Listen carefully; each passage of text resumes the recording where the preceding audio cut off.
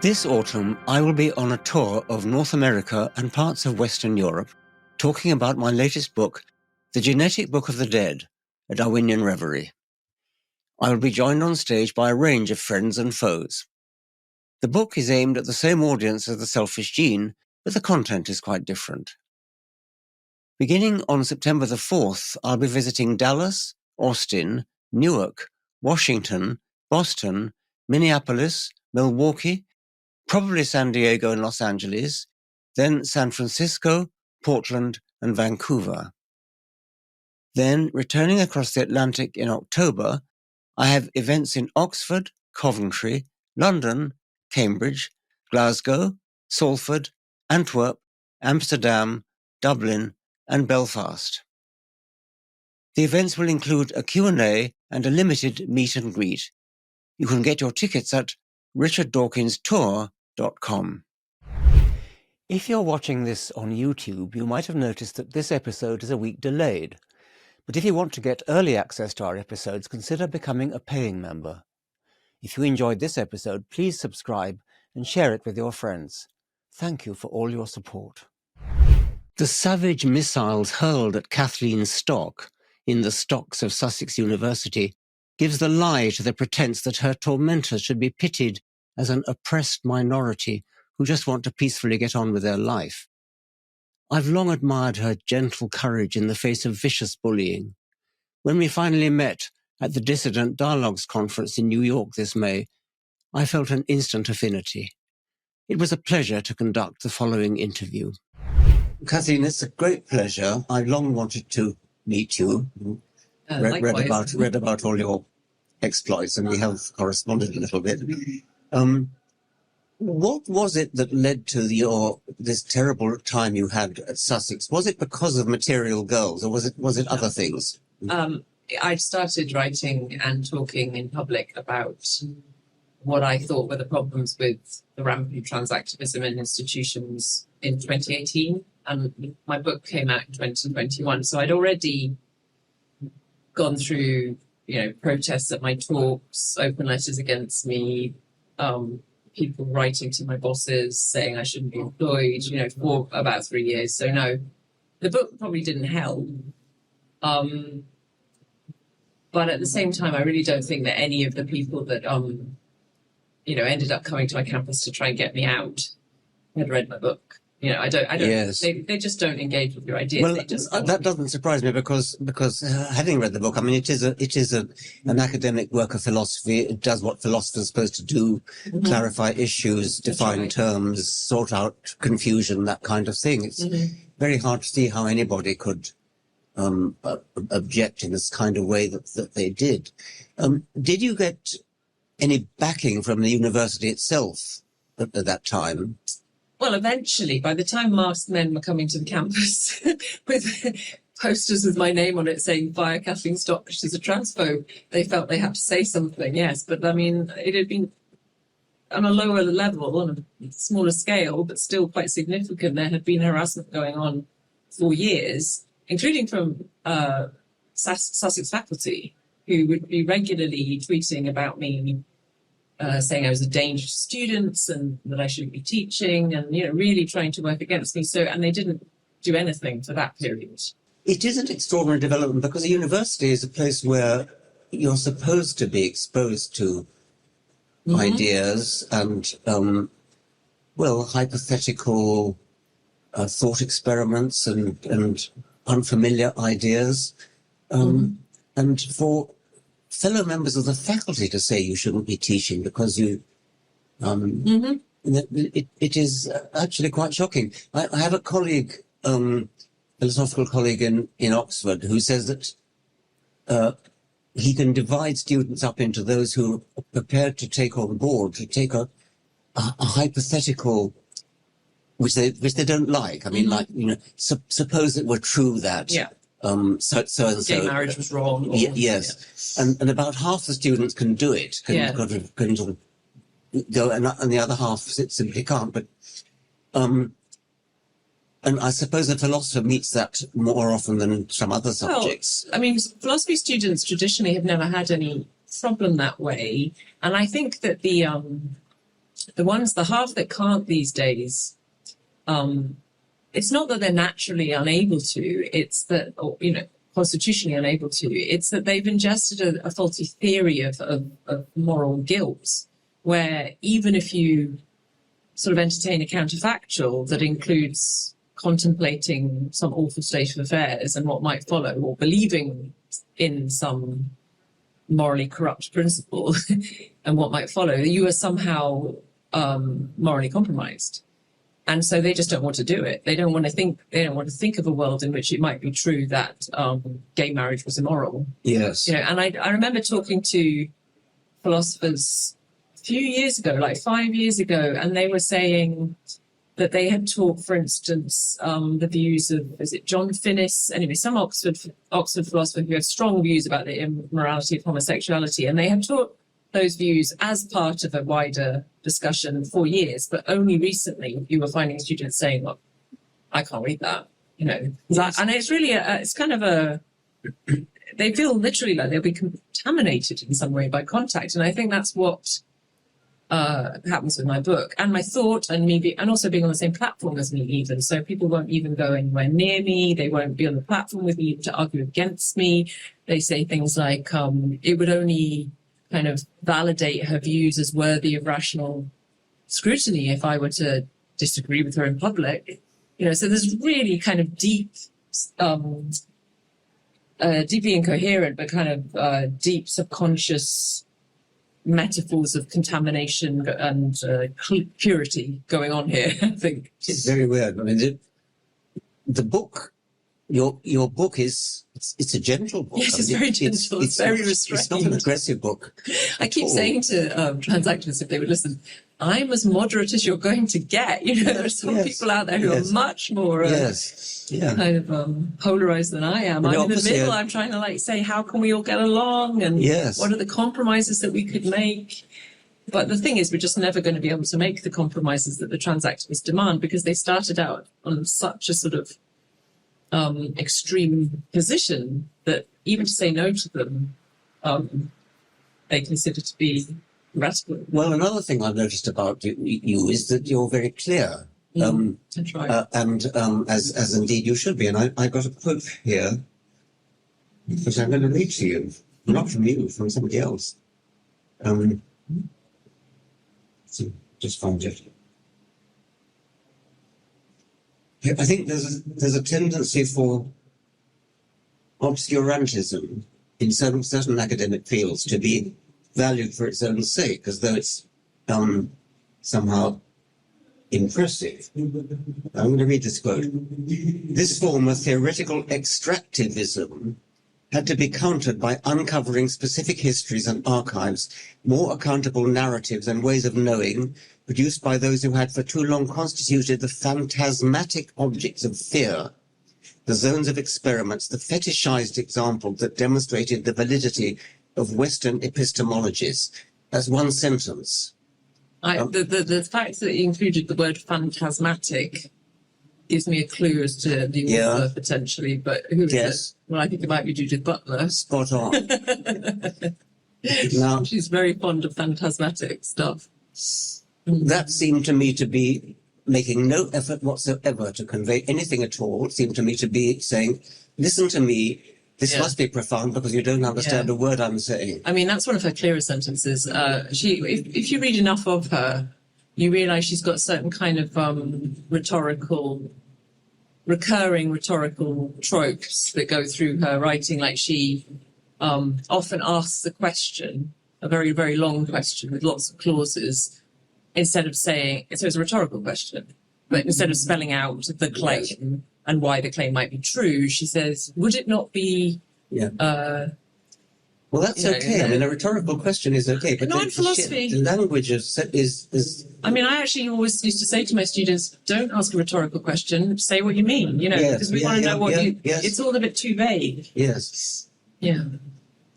But is it, I mean, do you find in this whole field, is there a tendency towards obscurantism?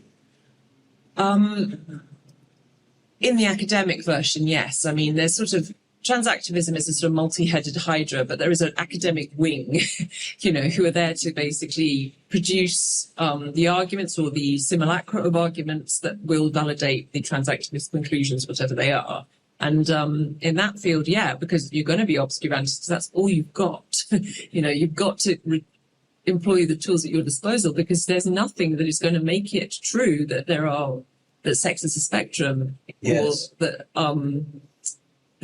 what happens to intersex people, so-called intersex people, has got anything to do with chromosomally typical trans people. You're going to have to do a lot of fancy footwork and kind of muddying the water to get from here to here. So that's all they've got. Well, I liked your discussion of the of sex before we get on to gender and the gamete distinction and the chromosome distinction and what you call the cluster distinction. Mm-hmm. Would you like to tell our listeners a bit about that? Well, so what is sex is a philosophical question, like what is biological sex, although everyone knows the answer in practice, I maintain, and pretty much everyone knows how to just differentiate between the two. So the most simple, and I think probably the best account of the division between the sexes is to say that, the female sex is any biological entity in a sexually dimorphic species that's on the way to producing. It's on a developmental pathway towards the production of large gametes. Yes. And the male is on a pathway towards the production of small, more mobile gametes. Now, of course, to be on a developmental pathway going towards does not mean that something might not interfere with that developmental pathway. Yes. Things can go wrong genetically or so in the environment. Put that little caveat in. Yeah, yes. Because otherwise you find these really stupid arguments saying, well, I haven't got ovaries, so Exactly. I mean, actually, as it happens, I had one of my ovaries removed in my 20s. I'm not half a woman. I was clearly on a developmental pathway, and then an ovarian cyst. Yes, or worker bees who are sterile females. Exactly, or you find people saying to me, it drives me crazy. There are people who think that once women go through menopause, they're not women anymore. Yes, quite. But so that's the simplest one, and that's got nothing to do with chromosomes. I mean, it indeed hasn't. I have to register that it's something very surreal explaining this to you, because I literally understand practically nothing about biology, but I do understand this. That there are males and females across the animal kingdom, and they're chromosomally different. But all of them are on the way, a developmental pathway towards the production of a certain kind of gamete. Then if you wanted to just go to zoom in a bit, you might say, well, really what the question means is what's human biological sex? And you could then talk about chromosomes, and really it would be the presence of the Y chromosome or the absence, which is compatible with a range of so-called intersex conditions like XX. Multiple X's and a Y is still a Y. It's the Y that makes the difference. It's the Y. Now the third, so what I did in the book was say, look, here's three potential accounts of biological sex. We don't have to choose between them, because any one of them will withstand all the standard objections to from the transactivist side. The third one's sort of hardest, I think, to defend, because it adds a kind of element of human interpretation in. So, and really,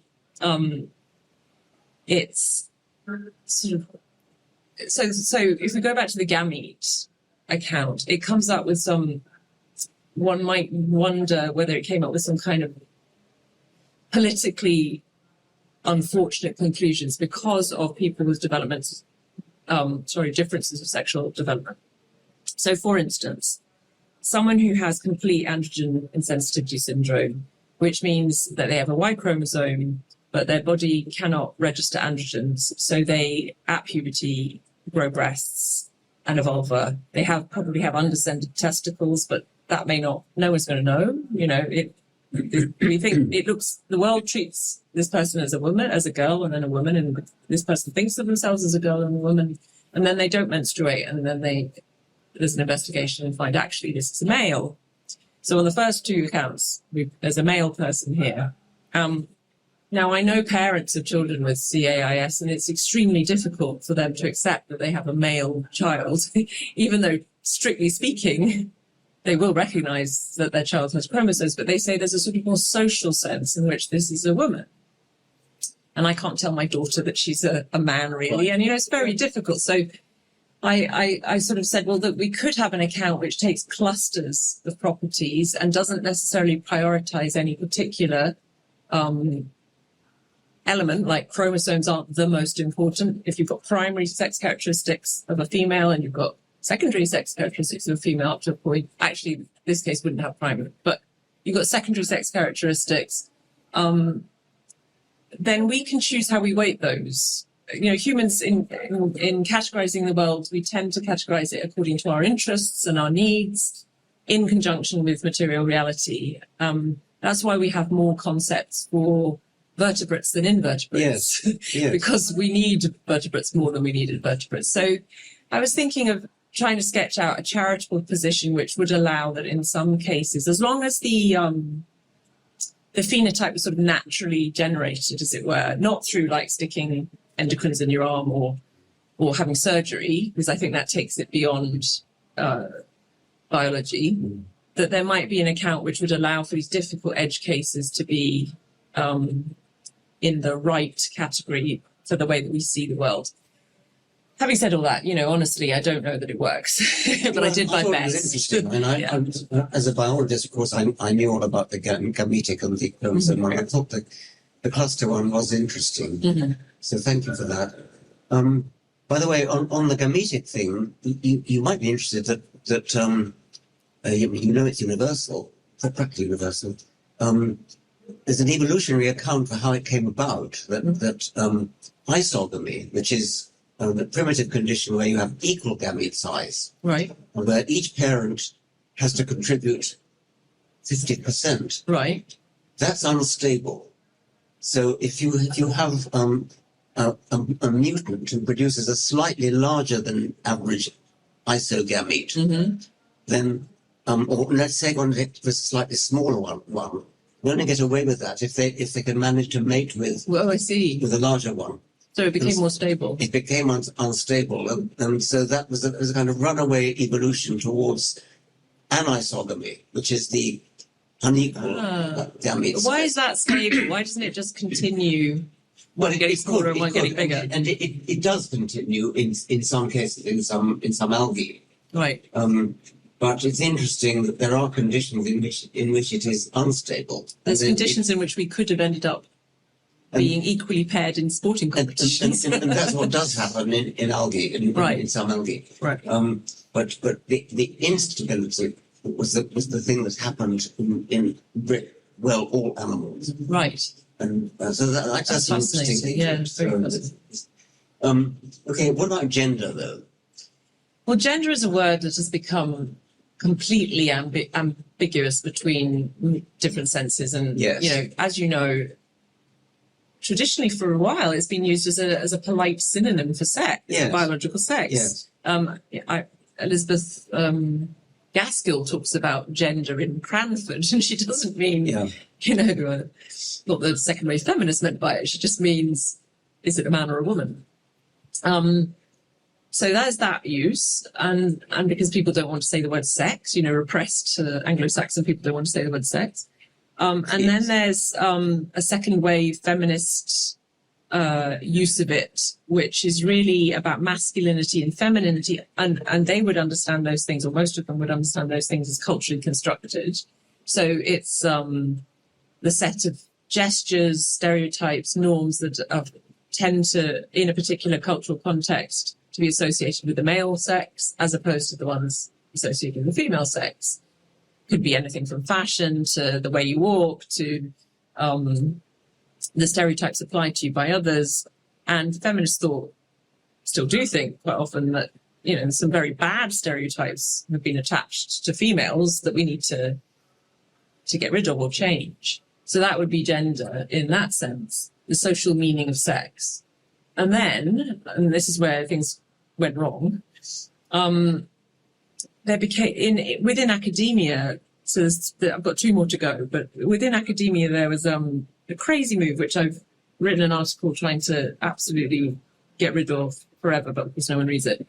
Crazy move to make gender stand for womanhood but understand and manhood, but understanding those in a social, not biological sense. So no longer just saying, yes, some women are masculine, some women are masculine, some men are feminine, but now saying that masculinity is what determines manhood and femininity is what determines womanhood, which is very regressive. And that didn't catch on, but there is, in the wider population, people don't talk like that. But in academia, it's very common to understand gender as standing for social womanhood or something like that. So it's just moved away from the biological realm. We're not necessarily talking about adult human males and females anymore. We're talking about people that have a certain kind of gendered presentation, and that's what defines them as women or men. And then the fourth one, and the most current one, is gender identity. Your gender identity is now supposed to be something that's a feeling inside you about whether you really are at home with your sex body, whether it really fits you or not, or sometimes it's put as whether you really are a woman, yes, really are a man. The female, the woman struggling to get out. Yes, yes, exactly. Which sounds very dualistic to me. It's it's like very an immortal soul. It's picking up on all sorts of remnants of Christianity and Platonism and God knows what. It's very tempting for humans to think of the physical outside and the metaphysically sort of ethereal inside. Yes. It's just a new... I was quite impressed with, who's the woman, the famous, very early, I'm blocking on her name. She was Jan Morris. Yeah. Yes. Not a woman, though. Yeah, I was impressed with Jan Morris's account of what it felt like to be a woman struggling to get out. Well, I wasn't, because it seemed to, again, fall back on a lot of monstrous stereotypes about women. Yes, When you read accounts of why trans women transition, they say things like, well, I've always liked lipstick and I've always been a bit dizzy. Yes. So you don't buy the people who say that they feel deeply unhappy because I buy that they're unhappy. Okay. I buy that they're unhappy. I don't buy that it has the meaning that we have decided now to assign to it. That means you're really a woman inside. Yes. I mean, how could it possibly? It means you're an unhappy man who doesn't feel like you fit with the norms of masculinity and you think you're better off. Yes. Or you find the norms of femininity more easy to deal with. So but it doesn't shift your state. Helping them, people like that with hormones and... Approve would be a strong word, but I have no ambitions to stop adults who've been through a proper period of reflection and know all the risks associated with these extremely invasive surgeries and drugs. Let's talk about children then, which is another matter. And I just want to add as well that I think it's harder for the older generations to grasp, or new people to this, that when I talk about gender identity and its impact on women's rights, for instance, the other side are not requiring surgeries anymore for adults. You could tell me, according to them, you could tell me now that you have a female gender identity, that would make you a woman. You wouldn't have to do anything, and then you could just go into the women's changing room on the basis just of your feeling. So in a way, it's a bit of, I don't mind talking about sort of adult transsexuals who've had their bits cut off, but they're a red herring. It's not about them anymore. It's about fully intact males in women's prisons as fellow inmates. Yes. I mean, people are talking about she raped her with her penis. That kind of thing. Her penis was sticking out of her trousers. And that's a court transcript. That's insanity. Actually. It's total cult-like insanity. We might come back to that. But children. What's the youngest age that, I know in Britain it's not so bad, but in America, having breasts removed? Well, I think there are credible reports that I've seen of 14-year-olds having mastectomies, but definitely by 16 that's happening. And then I don't actually know what the lower limit for puberty blockers is, but it's young, because there isn't one kind of standard approach across America. So in a way, it's a bit like the Wild West. There's a surgeon, she's actually Irish, who works in the States, called Shiv Gallagher. She has a TikTok where she gets the very young girls whose breasts she's just chopped off to pose on TikTok with their mastectomy scars showing, sometimes with self-harm scars also showing, and they hold up a copy of her book. Shiv Gallagher's book, which is called Affirmed. You know, it's absolutely grotesque, the industry in the States in particular around surgery for thoughts of teens. had come up. But well, she thinks she's doing good. Well, that's the charitable interpretation. She thinks she's ultimately saving them from suicide or whatever the myth is, but it's really quite... I'm rather hoping that surgeons like that end up getting sued. Yeah, I'm too. Well, I think actually that might happen. Because, well, the age of consent is an age at which a girl is thought to be old enough to consent to have sexual relations with a man. So if a surgeon who had done top surgery on a girl of 14 was sued, it shouldnpeople be a defence to say, well, she wanted it, because she was below the age of consent. But there's also... So the people...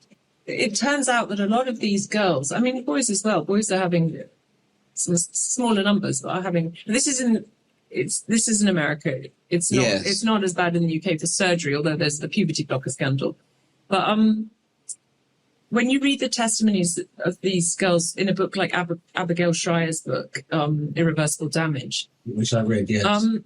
They haven't had sexual relations yet. You know, they're living in an online world where they're not really materially connected to other people, only through the medium of the internet. And of course, that can distort things very much. And many of them are sort of giving away their future bodies and their future fertility in some cases, you know, having 18-year-olds having radical hysterectomies, removing their ovaries. Yes. And of course, now we are seeing women coming out the other side, 25, 27, in absolute despair of what adults let them do. And adults did to them, really, because they just should never have been allowed to do it. That's right.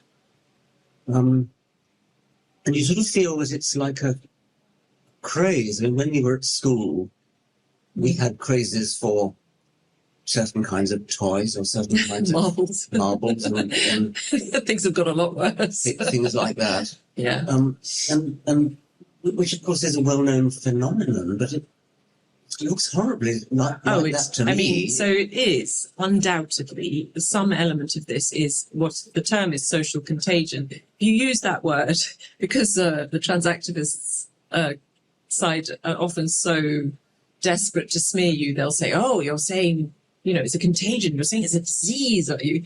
But no, it's a social contagion. It means that, you know, things spread like wildfire through populations, adult populations, let alone children population, trends. And actually, you know, this is research by Jonathan Haidt is highlighting, teenage girls in particular are becoming more and more mentally distressed. He hypothesizes because of smartphones. So you can track when smartphones arrived, teenage girls got a lot more miserable, self-conscious and suicidal.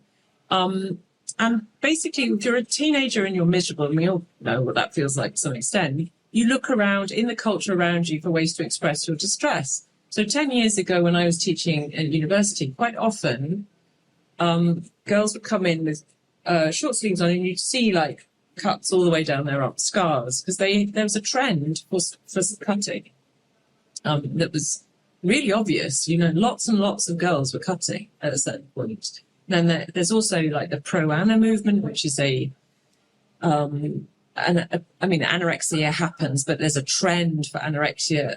There has been at various points. It's been enhanced by online kind of pro-anorexic sites. So we know that there's an interaction between the internet and what girls do to hurt themselves, basically. And this is another one, to be honest. It just is. I mean, it has some positive elements. It gives some kids who are very awkward and friendless or feel friendless a whole new online community. So they feel cool, and they've got like some kind of social cachet in their schools. Quite often, if they change their pronouns, then they become like more interesting, and that does have those effects. That's all fine. But if they end up in a medical pathway, if they end up in a gender clinic, disrupting their endocrinological system, taking cross-sex hormones, and eventually potentially cutting off body parts, that's not fine. You know, but we need to stop them. Yes. But instead, the wider society is saying, we need to affirm you. Carry on. We will absolutely observe your pronouns. Yes, you are whoever you say you are.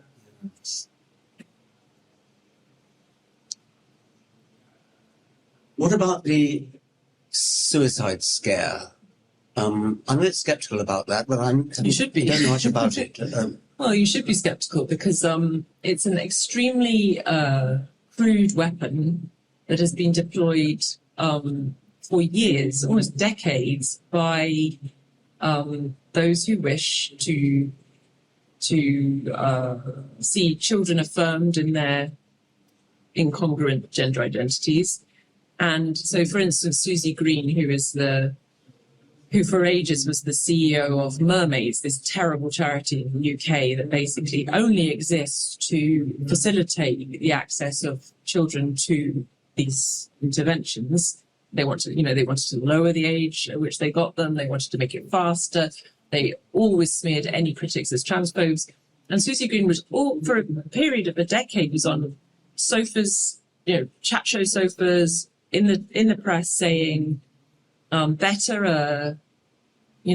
she had a son who she took to Thailand, age 16, to have him castrated, came back as a girl.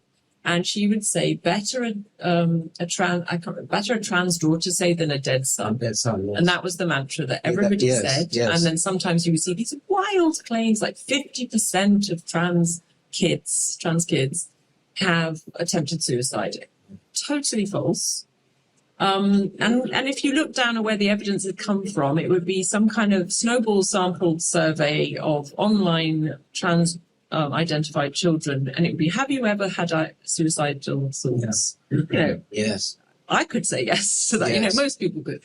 So Michael Biggs, a sociologist at Oxford, looked at the waiting list at some point a couple of years ago for the Tavistock Gender Identity Clinic for children and tried to see how many suicides were there. And he concluded, I think, that if you were on that waiting list, then relative to the general population, your risk was raised by 5, you were 5 times more likely to commit suicide, just based on that list, which is not, it shows us something. However, all sorts of things raise your suicide risk. Autism raises your suicide risk. Anorexia raises it a lot more than that. And of course, trans-identified girls quite often have a history of autism and anorexia as it happens. So the causality is completely murky. Just because you've got a child who's trans-identified, it might be a symptom of some other problem that may also make her suicidal. We just don't know. And then as the research I just mentioned, Jonathan Haidt, is showing, teenage girls are generally, the suicide rates are going up, attempted suicides. So there's nobody denying that this is an extremely distressed cohort. Absolutely not. But this is a cohort that has a disproportionate number of same-sex attracted girls and boys, autistic girls and boys, children who've been in care, looked after children who have a history of sexual abuse. It's a big category. Yes. And any one of these factors might make them more miserable. And the other bit, just to mention, is there's absolutely no evidence that socially transitioning them or medically transitioning them makes it any better. Yes. And it was only ever proposed as a kind of emotional blackmail tool. They'll kill themselves unless you give them the drugs. That's just not true. It's just not true. People who promote that kind of idea, it seems they've got a very strong motivation to persuade others to join the club, so to speak. They do. Is it a kind of self-affirming? I think about that a lot. There's some I don't know about conspiratorially minded, that's a bit unfair, but there's people who think, this is making money for people. That's why they have such a strong motive. It's making money for pharmaceutical companies. It's making money for insurance companies, surgeons. Well, it is. It's a market. But I don't think, I think there is a market, but that's not why these people are so committed. I think my own feeling is that as a parent anyway, and this is not, I don't feel I'm not one of those people that criticizes parents who've gone along with their children's identifications, because I think they've been put in an impossible situation, most of them. But once you've done it, especially once you've started making sure your child has puberty blockers, you've disrupted their natural healthy puberty. Doctors have done it, but you've agreed. And then the information starts coming in. There's no evidence this actually does anything physically or mentally that's good. It may have caused problems with bone density. It seems like that probably has.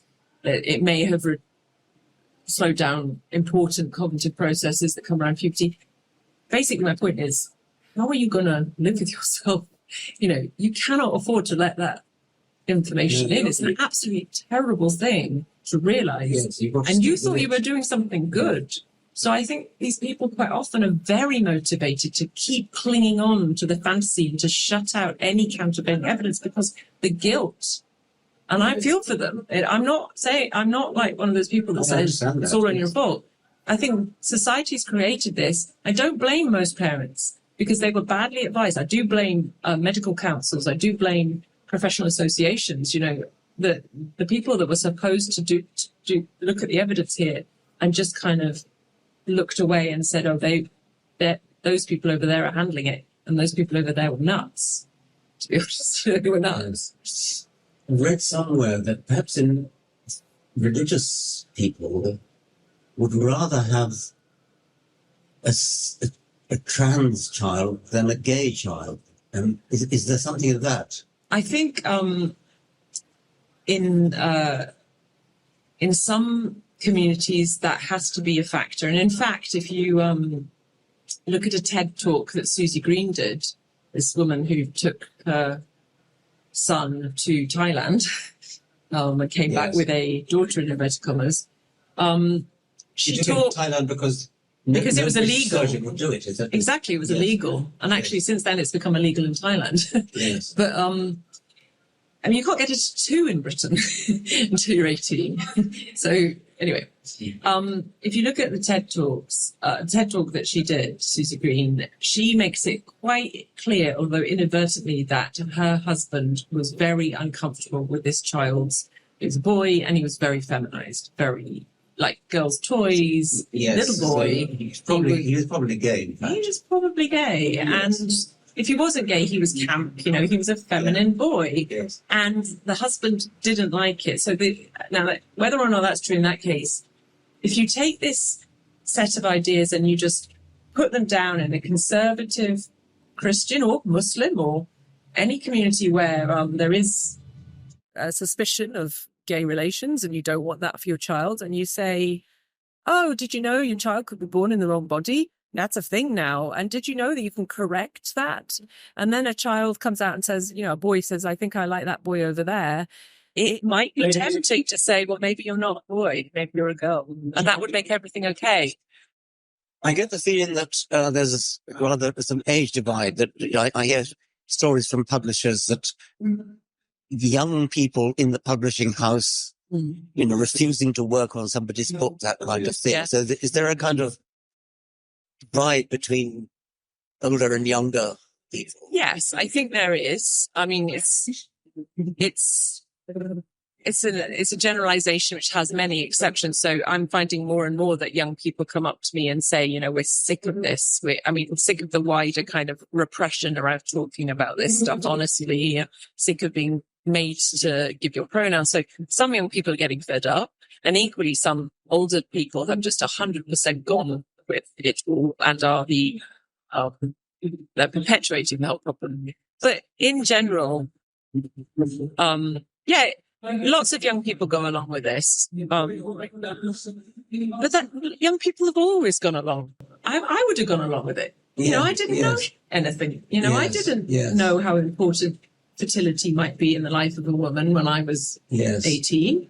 And I didn't understand the world well enough to see the problems that are so obvious now. And that's just the way age and experience work. So I don't blame the kids at all, but I blame the adults for acting like children are now these kind of and teenagers and 20-somethings are like wise sages from another realm. And so I keep meeting older generations who say, well, maybe maybe the young people are onto something here. Maybe they understand what we can't. Yes. I am crazy. Yes. And thank God no one took that attitude to me. I don't want to mention names, but I'm not going to mention names. Yeah, go on. But, I can think of two prominent scientists whom I have great respect, who are going along with this, and I think they're sucking up to their children. I'm sure it is. Yeah. And actually, I think it's fascinating when you find someone of the older generation who's really very vocal about this, especially there's usually a trans-identified relative in the picture. And as I think Maya Forstater, the British... I know her, yes. Well, Maya Forstater said to me at one point something like, for every one trans-identified child or teenager, there's probably 100 adults around them that feel they can't speak out. So I don't know, the teachers, the aunts, the uncles, the cousins, and it is becoming more and more prevalent. I do keep meeting people who say, oh, well, my niece, who used to be my nephew, yes. And they don't know what to say. Everyone else is going along with it, so they have to go along with it. And, so that's what I feel like my job is now, is to go around and just spell out unconditionally how ridiculous this is and how harmful all this is. So, because other people can't do it. Is the tide turning? I think in the UK things are really changing because the Cass review has undermined the evidence, the idea that there was this really strong evidence base for puberty blockers, the use of puberty blockers. It really, for anyone who understands medical evidence and reads that report, they will see that the data collection was terrible. There was no follow-ups. There's been all these kind of egregious lapses on behalf of the medics involved and the psychologists involved, but also there's just no real evidence for social transition being a help or medical transition or giving a puberty blockers. And that's definitely made a change in Britain. And also the level of women's rights in Britain, 6 years ago, I would say all political parties wanted self-ID. They wanted this idea that change all the policies so that if a man says he feels like a woman, he can get into the changing room or the sports team or the domestic violence shelter or whatever. And now the only party left that still seems to be for it is the Lib Dems. Labour's abandoned it. Tories have abandoned it. Labour's abandoned it. I didn't know that. Yeah, Labour's coming round, thank God, but only through the hard-won effort of Labour women who've been suffering God knows what kind of abuse to make these points over and over again. And mostly the Labour hierarchy have ignored them, but now they're seeing there's an electoral disadvantage not being able to say what a woman is when you go into an interview. So it's encouraging. Yeah. To hear that. I got into trouble a few years ago because I made a comparison between identifying with a race and identifying with sex. And I didn't actually make a point myself. I simply said discuss. You kind of did make a point though, didn't you? If you invite discussion, that's tantamount to... Yeah. And the point is that actually, if you think about race in America, so-called black Americans, it is a continuum. It really is. Mm-hmm. Sex is definitely binary. Mm-hmm. Race definitely is not. Race really is a continuum. And therefore, on the face of it, it would be more plausible that you could identify with a different race than identify with a different sex. And yet, it goes the other way round. I mean, you can't. You can't. I mean, it's interesting because a couple of days ago, I gave a talk at Cornell University with a fellow philosopher called Rebecca Tuvell. Yes, I don't know if you know about Rebecca. She made that point. Yes. Well, Rebecca I wrote this article. It was very famous. People can look it up. There's a famous furore around it because she argued that if there are good reasons to treat trans women as women, then by roughly the same sort of reasoning, we should treat people like Rachel Dolezal, who's this woman, white woman who Yes. presented as black, we should treat her as black or as trans black. And when that article got published, people went crazy because she got it on both sides. She got it in the neck from trans activists and people in the anti-racist movement, because neither side could accept this argument. But of course, the reason they couldn't accept it, according to me, especially on the people who are anti-racist, was that everybody knows that there's no such thing as transracialism, but they couldn't. It's a modus. So to put it in technical terms, it's a modus tollens, not a modus ponens. That's what the philosophers joke. But she's saying if P then Q, P therefore Q. In fact, it's if P then Q, not Q, therefore not P. So in other words, it's not. There's no such thing as trans race. There's no good reasons to treat Rachel Dolezal as black, and there's no real good reasons, except in sort of interpersonal context, to treat trans women as women. So, well, I made the comparison and was deprived of an honour by the American Feminist Association. Yeah, because these people don't understand the issues. All they hear is, oh, he's being mean. Yes. He's being mean. Yes. He's being kind of subversive. Yes. But the deeper context here is if we can't talk about these things properly, it's the reason why this medical scandal involving children has just happened, because we weren't allowed to talk about it. We weren't allowed to raise these hypotheticals. We weren't allowed Why to. Why weren't they being mean to Rachel Dolezal? I mean, she. Oh, they were. Oh, they were. Oh, yeah, sorry, they were. But I mean, what I mean is, why make the difference between being what?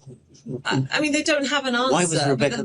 Basically, the answer is that Rachel Dolezal didn't have a massive, well-funded NGO system behind her to push her point forward. Whereas, because of the gay rights movement's successes, their righteous successes, getting gay marriage through, they had a lot of street cred, they had a lot of influence. And then when they decided to push through trans women are women, get over it, this is literally true. Yes. Institutions crumbled because they had such reach. And if there had been a parallel universe where some sort of, anti-racist organization had suddenly decided to push transracialism, who knows where we'd be? Trans species. Yeah, who knows? I mean, Well, anything more we all talk about? Well, you said we might get back to women's rights. I mean, I don't know if yes, of course, about sport and things like that. Yes. LGB I get. T seems to me a bit of an outlier. Doesn't really belong. It's not. I mean, yes, I think it's an outlier too. I mean, you can see how there's a continuum. Lots and lots of lesbians and gays present in what are called gender non-conforming ways. I'm a lesbian. I'm dressed in men's clothes a lot. I have very short hair, and so there's a continuum in gender bending amongst the rainbow. But trans now is so wide, including things like being non-binary, and since in fact it became defined in terms of a feeling, really you're trans if you feel like your sex is somehow inappropriate, then it became more and more detached from the L and the G and the B, which is to do with behaviour, like sexual orientation, behaviour. And in fact, most trans women, that is men, who identify as women, are heterosexual. And they have a fetish. Yes. I mean, that's the other thing that I might as well say, because no one, in polite society refers to it, but there is a fetish called autogynephilia, which a man may have, where he gets an erection, he gets aroused through dressing as a woman. And we used to know this because we called it cross-dressing, and there'd be jokes about men stealing their wives' knickers and things, and we didn't think it was because they wanted to express their inner womanhood. We knew it was a sexual fetish. But we have collectively, that has become impossible to say. And yet, there are activists out there and writers like Andrea Long-Chu and Grace Lavery. These are trans-identified males, trans women, who would freely admit that they get a massive, thrill from being perceived as a woman, in inverted commas, or going into the women's changing room that gives them a thrill. So all of that, again, we cannot talk about it, but it becomes highly relevant when we're saying, are we going to change our policies in this institution so that anyone who identifies as a woman can come into this changing room or this dormitory or this shelter. And it's bizarre to me that we have just allowed, through a gloss of nice words and like everyone being kind and inclusive, to allow, you know, male fetishists to get off on being in women's spaces. It's bizarre. It seems to me utterly extraordinary. And yeah. I mean, I don't know. It feels heretical to say these things out loud, you know, because I know how much the backlash is. I know what the backlash is when you say that, but it is true. Yes. I have nothing to say. I'm speechless. Sorry. Yes. You're probably thinking, I'm going to cut this bit out. Well, well, are you? No, I mean, I think we have to be brave. I think you so are too. brave. I admire think so you too. And look, let's be clear as well. You know, I'm relatively relaxed as a person. I don't, you know, you want to have a fetish in your own room, your own home, go for it. You know, I'm not coming from a conservative position. I'm coming from basically a sensible left-wing position as it happens. But basically, we just have to protect vulnerable women and girls in places where they undress and they sleep, and they're vulnerable to sexual predation from males. And that doesn't just mean rape. That means voyeurism, flashing, exhibitionism, you know, all of the things that men can do, not all of them, but some of them, in changing rooms, in bathrooms, in dormitories. And we've just got rid of the relatively basic safeguards that we had by going for these policies, crazy policies that define legitimate entry in terms of inner feelings that no one else can verify. What about men taking women's sports records? Well, yes. Once you capitulate or go along with this sort of fantasy that a man can become a woman by inner feeling, then, of course, in any domain where physical prowess determines access to goods, the man's going to win. And there's a predictable 10% performance gap between males and females, adult human females and males of the same age, roughly. You can just map it out. You can see it in graphs. You know, the woman's world record in 100 meters could be beaten by college seniors. You know, there's just hundreds and hundreds of them. And then there's the issue about fairness to do with speed and agility and the things that testosterone at puberty give you that you just can't get rid of afterwards. You have longer limbs, you have bigger lungs, you have faster twitch muscles, you have a whole range of advantages. And even if you took estrogen for 2 years, reduced your testosterone a bit as a man, you'd never be able to undo the basic genetic advantages you've got through puberty. And then there's the issues of safety for women in contact sports. There are males playing rugby yes. Yeah. in female rugby teams. And of course, some of the women players are going along with it. They're frightened not to, actually. You know, you can lose your career at elite level if you speak out about this. And some of them are trying to be kind. But the fact is, it's a real danger. Someone's going to break their neck in rugby or in bad tackle in football or, you know, all of those. Contact sports. And then there's the issue of fairness. Women's athletes at every level, from elite to amateur, care about sport. They train for years, you know, getting up at 6 a.m. Their parents drive younger athletes around to sporting competitions. They really put so much effort into these things. And then a man rocks up, says, I'm a woman, gets in the pool or onto the track, beats them, or sometimes doesn't beat them because they're clearly not even trying, you know. So occasionally they come second or third and then say, see? That's ridiculous. You know, it's just a farce. It's an absolute farce. And we spent a lot of time in the 80s and 90s getting rid of doping, you know, and we didn't think it mattered that only a few people doped, if they did. Whereas now we hear arguments like, well, it's only a few, you know, why can't we let them have this? Isn't it nice? Aren't we being kind? It's just so unfair. Well, remains to be seen who's on the right side of history. I think there is no right side of history, unfortunately. That's just a myth. I think you are on the right side of history, and we'll see. Fingers crossed. So thank you very, very much. It's been a Thank great you. pleasure. Thank you so much, Richard, for having me on. I'm so pleased.